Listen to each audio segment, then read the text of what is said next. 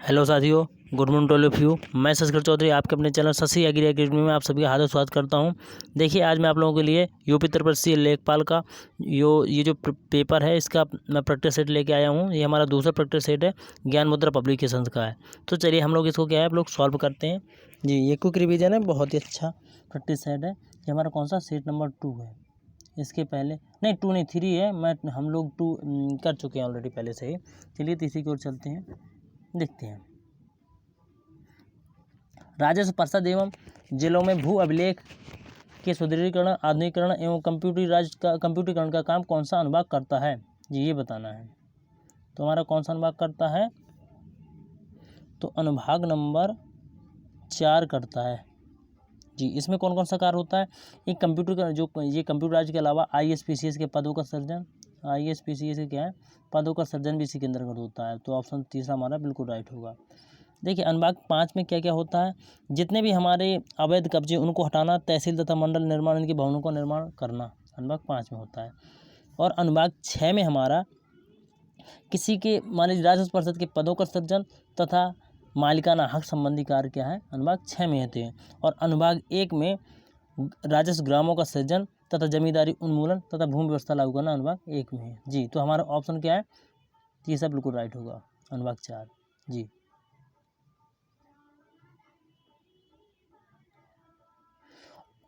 उपनिवेश क्षेत्रों में अनधिकृत कब्जे को हटाने का कार्य किस अनुभाग द्वारा किया जाता है। मैंने अभी आपको बताया था अनधिकृत कब्जे को हटाना, मतलब अनुभाग 5 सॉरी।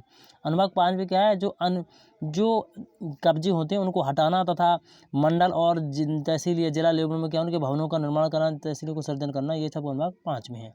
और अनुभाग 4 में भी बताया ISPCS के पदों का निर्माण तथा सर्जन तथा क्या होता है कंप्यूटराइज वगैरह होता है। और अनुभाग 3 में हमारा सभी 14 अनुभागों क्या है राजस्व शाखा के अंदर डाला गया है। और अनुभाग 8 में हमारा इसमें क्या चकबंदी का कार्य होता है, जितना भी चकबंदी का कार्य है ये सब हमारा इसी अनुभाग में होता है, अनुभाग 8 में। जी, चलिए अब अगले क्वेश्चन की ओर चलते हैं।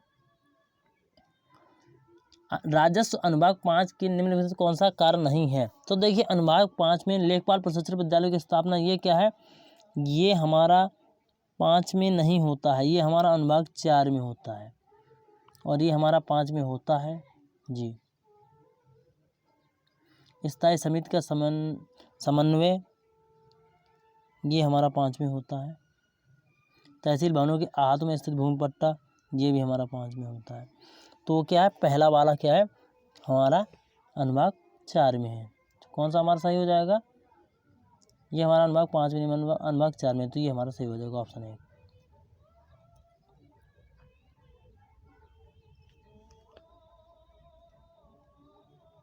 जी, अब हम लोग अगले क्वेश्चन को चलते देखते हैं।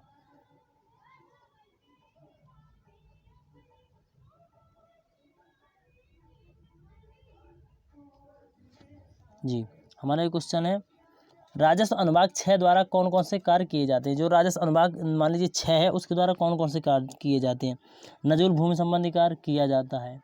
राजस्व परिषद के लिए पदों का क्या है सृजन, ये भी किया जाता है। ये दोनों कार्य क्या है किए जाते हैं। विस्थापितों की सहायता और पुनर्वास, ये भी किया, उपरोक्त सभी, ऑप्शन 4 बिल्कुल सही होगा। जी बिल्कुल, चलते हैं अगले क्वेश्चन की ओर, देखते हैं इस क्वेश्चन को हम लोग। ये हमारा 80 नंबर का क्वेश्चन है और इसको हम लोग क्या है मिलान करना है। जी बिल्कुल, तो हम लोग क्या इसमें मिलान करते हैं, देखते हैं। अनुभाग 1 में क्या होता है, जमींदारी उन्मूलन होता है, ठीक। और अनुभाग 2 में हमारा वृक्षारोपण कार्यक्रम बिल्कुल अनुभाग 2 में होता है। जी, अनुभाग 4 में मैंने भी बताया था भू अभिलेखों का कंप्यूटरीकरण था, ISPCS पदों का सृजन। और अनुभाग 4 में हमारा भू राजस्व देनहर होता है, अनुभाग 7 में। तो हमारा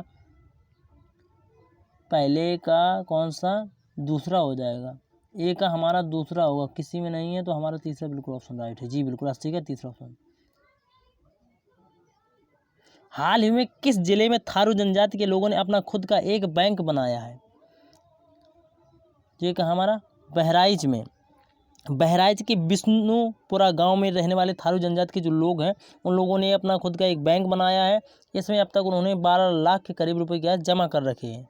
जी बिल्कुल, इसमें एक खासियत और ही है, इस बैंक में जो जनजाति के वाले लोगों को रहते हैं उनको क्या चक्रवृद्धि ब्याज नहीं देना होता है, कंपाउंड इंटरेस्ट नहीं देना होता है। जी, बहराइच उत्तर प्रदेश में। हाल ही में आयोजित टोक्यो ओलंपिक में उत्तर प्रदेश के कितने खिलाड़ियों ने भागीदारी की है, आप लोगों को ये बताना है जी। तो कितने, 12 लोगों ने भागीदारी की है। कितने, 12 लोगों ने भाग लिया है। उत्तर प्रदेश के जो हमारे मुख्यमंत्री, नहीं 12 लोग यार कैसे, 10 लोगों ने भाग लिया है, नहीं 12 नहीं 10 लोगों ने, सॉरी 10 लोगों ने भाग लिया है। कितने, 10 लोगों ने भाग लिया है। ऑप्शन ए बिल्कुल राइट होगा। देखिए इसमें कौन से, प्रियंका गोस्वामी, अन्नू रानी, सीमा पुनिया, वंदना कटारिया, सौरभ चौधरी, मेराज अहमद, अरविंद सिंह, सतीश कुमार, शिवपाल सिंह तथा ललित कुमार उपाध्याय। मतलब 10, ये नहीं बल्कि पहला ऑप्शन बिल्कुल राइट है जी, 10 लोगों ने भाग लिया है। चलिए अगले क्वेश्चन को चलते हैं। चकबंदी संबंधी कार्य राजस्व परिषद के किस अनुभाग द्वारा किया जाता है? जो चकबंदी का कार्य है वो राजस्व परिषद के किस अनुभाग द्वारा, तो ये अनुभाग हमारा 8 है जिसमें चकबंदी का कार्य किया जाता है। अनुभाग कौन से, 8 में कार्य किया जाता है। और अनुभाग 7 में भू राजस्व दे, तकाबी दे तथा अन्य सरकारी दे, इसमें अनुभाग 7 में होते हैं। और हमारे अनुभाग 12 में 20 सूत्री कार्यक्रम परिवार नियोजन, अनुभाग 12 में स्पष्टता है 20 सूत्री कार्यक्रम। अनुभाग 14 में भू राजस्व बंदोबस्त, भूदान तथा ग्रामदान, भूदान और ग्रामदान अनुभाग 14 में होता है। तो ऑप्शन क्या है, दूसरा हमारा बिल्कुल राइट है जी। राजस्व अनुभाग 9 में निम्नलिखित में कौन सा कार्य नहीं करता है? राजस्व अनुभाग जो 9 है वो कौन सा कार्य नहीं करता है, ये बताना है आपको। तो देखिए जो अनुभाग 9 है इसमें जिला बाढ़ नियंत्रण, ये तो किया ही नहीं जाता है। कृषि गणना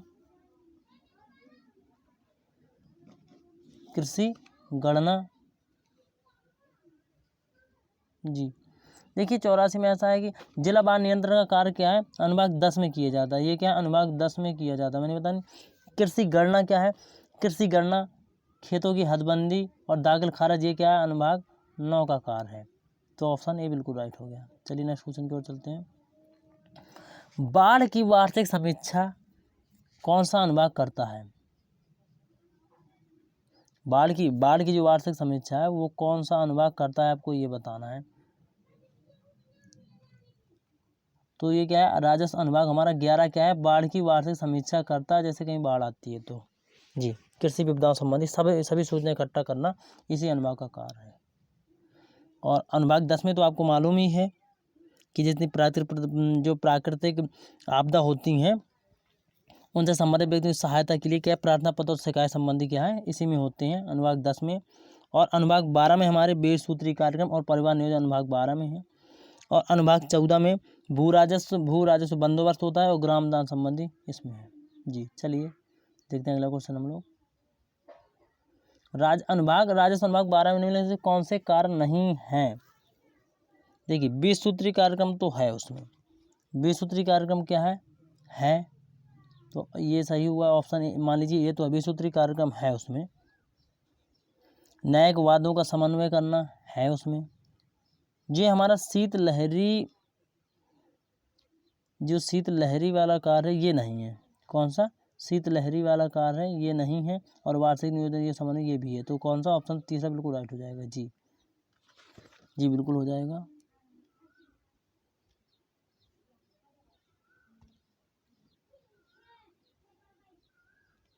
भूमि अध्याप्त अधिनियम से संबंधित कार्य कौन सा राजस्व अनुभाग करता है?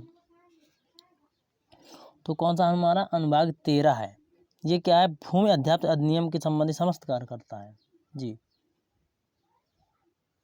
उत्तर प्रदेश के किस जिले में सिंगापुर की तर्ज पर MSME के लिए फ्लैटेड फैक्ट्री कॉम्प्लेक्स की स्थापना करने का निर्णय लिया गया है? अलीगढ़ में। कहाँ पर, हमारे अलीगढ़ में सिंगापुर की तर्ज पर एक क्या है, फैक्ट्री बनाई जा रही है। ये क्या, 13,400 वर्ग मीटर में, कितने, 13,400 वर्ग मीटर में, ये कितने, 1.34 हेक्टेयर में बनाई जा रही है। 1.34 हेक्टेयर में। इसकी लागत क्या है, 90 करोड़ रुपए इसकी क्या है लागत होगी जी बिल्कुल। चलिए अगले क्वेश्चन की ओर चलते हैं। उत्तर प्रदेश के किस जिले में 50 हेक्टेयर क्षेत्र में प्राणी उद्यान विकसित किए जाने का निर्णय लिया गया है? तो ये कहाँ, हमारे ये मेरठ में किया गया है। मेरठ में लगभग 50 हेक्टेयर, इसकी क्या है जगह, क्या 50 हेक्टेयर जगह में मेरठ का एक जगह मुरादाबाद में क्या है, ये चिड़ियाघर बनाया जा रहा है। मेरठ में कहाँ है, मुरादाबाद में। आप लोग मेरठ में क्या है, मुरादाबाद जगह है, वहाँ पर क्या है, इसका निर्माण किया जा रहा है। उत्तर प्रदेश में क्या है, 3 चिड़ियाघर हैं, लखनऊ, कानपुर और गोरखपुर, ये क्या है, तीनों चिड़ियाघर हैं। जी बिल्कुल। चलते अगले क्वेश्चन की ओर। राजस्व अनुभाग 14 में कौन कौन से कार्य करता है? जो हमारा अनुभाग 14 है उसमें कौन कौन से कार्य करता है? भूमिदान एवं ग्रामदान ये कार्य करता है। शांति व्यवस्था को बनाए रखना, शांति व्यवस्था को बनाए रखना, जी ये भी कार्य। भू राजस्व बंदोबस्त करता है। उपरोक्त सभी कार्य करता है। तो ऑप्शन क्या है, चौथा बिल्कुल राइट हो जाएगा। जी बिल्कुल। राजा टोडरमल भूलेख प्रशिक्षण एवं सर्वेक्षण संस्थान कहाँ पर है? तो ये हमारा क्या है, हरदोई में है। जी बिल्कुल। राजा टोडरमल ये क्या है, ये हरदोई में स्थित है। इसके क्या कारणों की देखरेख कौन करता है? अनुभाग 14 के द्वारा इसके कारणों की देखरेख करते हैं। जी। जिला स्तर पर शांति व्यवस्था बनाए रखने का उत्तरदायित्व किसका है? जो जिला स्तर होता है उस पर शांति व्यवस्था बनाए रखने का कार्य किसका है? ये किस बताइए जी। कौन? डीएम, जिसको हम लोग क्या है, जिला अधिकारी बोलते हैं, डिस्ट्रिक्ट मजिस्ट्रेट। जी बिल्कुल। चलिए, जिला स्तर पर शासन के प्रतिनिधि के रूप में कौन कार्य करता है? तो कौन हमारा डीएम करता है शासन के प्रतिनिधि के रूप में कार्य। जी बिल्कुल। जिला अधिकारी के प्रतिनिधि के रूप में कौन कार्य करता है? तो जिला अधिकारी का हमारा प्रतिनिधि होता है एडीएम। कौन सा? एडीएम। ऑप्शन ए बिल्कुल राइट होगा। एसडीएम होता है तहसील लेवल पर, और तहसीलदार भी तहसील लेवल पर होता है। नायब तहसीलदार भी तहसील लेवल पर होता है। जी बिल्कुल। प्रधानमंत्री मातृ वंदना योजना सप्ताह का आयोजन कब किया जाता है? ये हमारा क्या है, 1 सितंबर से 7 सितंबर। ये कब? 1 सितंबर से 7 सितंबर किया जाता है। मतलब चौथा ऑप्शन बिल्कुल राइट होगा। जी बिल्कुल। इस बार की थीम थी मातृ राष्ट्र शक्ति। इसकी थीम क्या थी? मातृ शक्ति राष्ट्र शक्ति। मातृ शक्ति राष्ट्र शक्ति। मातृ शक्ति राष्ट्र शक्ति। जी बिल्कुल। 1 सितंबर से 7 सितंबर। जी चलिए अगले क्वेश्चन की ओर चलते हैं। मुख्यमंत्री ग्रामोद्योग रोजगार योजना के अंतर्गत उत्तर प्रदेश खादी एवं ग्रामोद्योग बोर्ड द्वारा ग्रामीण क्षेत्रों के शिक्षित बेरोजगारों युवाओं को स्वरोजगार स्थापित करने के उद्देश्य सरकार द्वारा कितनी राशि के ऋण के माध्यम से प्रदान की जाती है? कितनी राशि दी जाती है इसके लिए? जी बिल्कुल। क्या? 10 लाख रुपए तक। कितना? 10 लाख रुपए तक का क्या है, लोन दिया जाता है। 10 लाख रुपए तक का लोन। जी बिल्कुल। चौधरी चरण सिंह सिजार बांध किस जनपद में है? तो ये हमारा क्या है, झांसी जनपद की मऊरानीपुर। झांसी जनपद है जो मऊरानीपुर तहसील के बड़ा गांव के समीप सिजार नदी पर। ये क्या है, बड़ा गांव है। बड़ा गांव है झांसी के पास, बड़ा गांव पड़ता है। मऊरानीपुर तहसील के बड़ा गांव पे क्या है, बना हुआ सिजार नदी पर बनाया गया है। इसे क्या है, यह 1.92 किलोमीटर लंबा और 13.60 मीटर ऊंचा मिट्टी का बांध बनाया गया है। बांध की निकलने वाली नहर प्रणाली कुल लंबाई कितनी? 6.90 किलोमीटर है। मूल परियोजना की इसकी लागत कितनी? 1,094.66 लाख रुपए इसकी लागत है। जी कौन से? झांसी में। तो सिजार बांध क्या है, झांसी मऊरानी तहसील पर बनाया गया है, बड़ा गांव के पास में। उत्तर प्रदेश में चकबंदी योजना कब से लागू हुई? उत्तर प्रदेश में चकबंदी योजना हमारी 1954 से लागू होती है। मुसाफिर खाना मुजफ्फरनगर की कैराना तहसील व सुल्तानपुर की क्या है, मुसाफिर खाना, जो अब क्या अमेठी में है। और इसका एक्ट हमारा 1953 में आता है और 1958 में पूर्णतः उत्तर प्रदेश में क्या है, लागू होती है। और अभी तक हमारे यूपी में एक बार चकबंदी हुई है। कितनी? एक बार चकबंदी हुई है। जी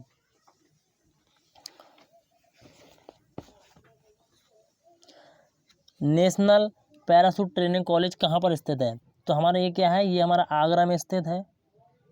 यहाँ एरो स्पोर्ट की व्यवस्था भी की जा रही है। जी बिल्कुल।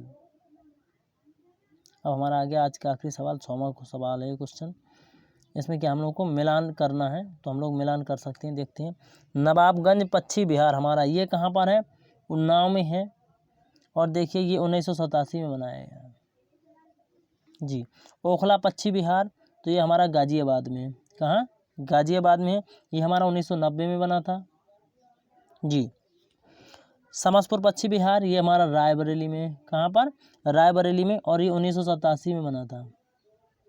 अब हमारा पार्वती आरंगा पश्चिम बिहार, ये कहाँ पर है? गोंडा में। ओखला 1990 में बनता है शायद में।